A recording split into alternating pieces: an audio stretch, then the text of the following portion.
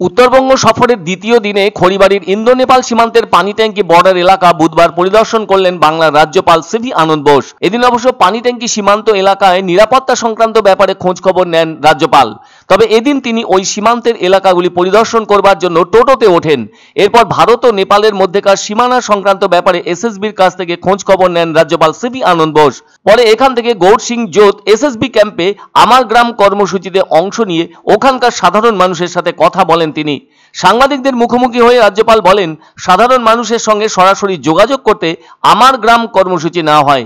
আসলে বিভিন্ন জনগোষ্ঠীর খোঁজ খবর নিতে প্রধানমন্ত্রীর নেতৃত্বে গৃহীত হয়েছে এই কর্মসূচি আমার গ্রাম। এই কর্মসূচির মূল উদ্দেশ্য হলো মানুষের সমস্যা শুনে তার সমাধান করার চেষ্টা করা।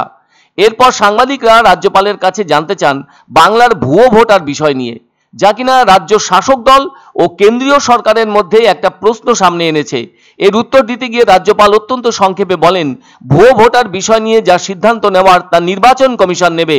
এরপর সাংবাদিকরা তার কাছে যাদবপুর বিশ্ববিদ্যালয়ের অশান্তির পরিবেশ এবং ওখানে পুলিশ ক্যাম্প বসানো সম্পর্কে জানতে চাইলে তিনি বলেন, ওই সংক্রান্ত ব্যাপারে যা সিদ্ধান্ত নেওয়ার উপাচার্য এবং আচার্য নেবেন। এছাড়াও জাতীয় শিক্ষানীতি প্রসঙ্গে রাজ্যপালের অভিমত জানতে চাওয়া হয় সাংবাদিকদের পক্ষ থেকে। এর উত্তর দিতে গিয়ে রাজ্যপাল সিভি আনন্দ বোস জানান, জাতীয় শিক্ষানীতি গেম চেঞ্জারের মাধ্যমে ভারতবর্ষ ইউনিভার্সাল গুরু হিসেবে পরিচিতি লাভ করবে। তিনি আরো জানান, ভারতের শিক্ষার দৃশ্যপটে এক বিরাট পরিবর্তন জাতীয় শিক্ষানীতি বা এনইপি 2020 সালে এটি চালু করা হয়। এটি সম্পূর্ণ পরীক্ষা কেন্দ্রিক পদ্ধতি থেকে সরে এসে সামগ্রিক বিকাশের গুরুত্বের উপর জোর দিয়ে থাকছে। একটি শিশুর জ্ঞানীয়, সামাজিক ও মানসিক দক্ষতা লালন করে। উল্লেখ্য, 2024 সালের 8ই আগস্ট ইন্দো নেপাল সীমান্ত দীর্ঘ 4 বছর পর খুলে দেওয়া হয়, যা 6 মাস হয়ে গিয়েছে। নিয়ম মেনে যাতায়াত করবার অনুমোদনও দিয়েছে সেদিন দেশের স্বরাষ্ট্র মন্ত্রক। সেজন্য খুশি পর্যটন ব্যবসায়ী থেকে শুরু করে অন্যান্য ব্যবসায়ীরাও। তাছাড়া বিদেশি পর্যটকরাও ছাড় পেয়েছেন যাতায়াত করবার জন্য। তাই এই মুহূর্তে ইন্দো নেপাল সীমানা দিয়ে যাতায়াতের ক্ষেত্রে চলতি 6 মাসের মধ্যে কোনো কঠিন সমস্যা দেখা দিয়েছে কিনা তা এসএসবির কাছে এদিন জানতে চেয়েছেন রাজ্যপাল সিভি আনন্দ বোস। কেননা ওই সীমান্ত বন্ধ করে দেওয়া হয়েছিল 2020 সালের 21শে মার্চ থেকে। তবে মঙ্গলবার রাজ্যপাল গিয়েছিলেন আলিপুরদুয়ার জেলার টোটোপাড়া এলাকায়। এসএসবি 53 নম্বর ব্যাটালিয়নের পক্ষ থেকে আমার গ্রাম কর্মসূচি অনুষ্ঠিত হয় টোটোপাড়ায়।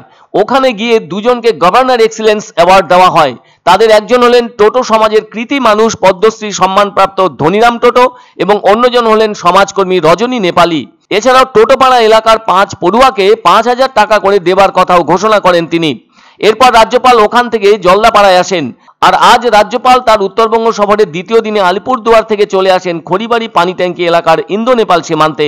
এসএসবির জওয়ানরা তার নিরাপত্তার দায়িত্বে রয়েছেন। তাদের সঙ্গে নানা ব্যাপারে কথাবার্তা হয় রাজ্যপালের। সেই সঙ্গে আমার গ্রাম কর্মসূচিতে স্থানীয় মানুষদের সঙ্গে কথাবার্তা বলেন এবং তাদের কথাও জানতে চান রাজ্যপাল সিভি আনন্দ বোস।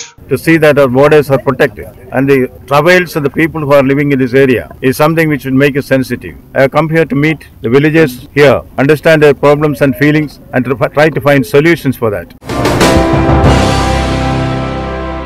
পছন্দসই সেরা খাবার খেতে হলে সোজা চলে আসুন রুচিসম্মত আধুনিক মানের রেস্টুরেন্ট রাজদরবারে। কেননা এখানেই আপনারা পাবেন ভোজনের রাজকীয় অনুভূতি। শুধু পুজোর সময়ই নয়, সারা বছরই রকমারি খাবার সরবরাহ করাই এই রেস্টুরেন্টের আভিজাত্য। আমাদের ঠিকানা রাজদরবার, রাহুতবাড়ি, বাবুপাড়া, জলপাইগুড়ি। এক অন্য অনুভূতির স্পর্শ পাওয়া যায় রয়কো ব্র্যান্ডের গেঞ্জি ও জাঙ্গিয়ায়। তাই ছোট বড় সবার পছন্দ রয়কো গেঞ্জি ও জাঙ্গিয়া।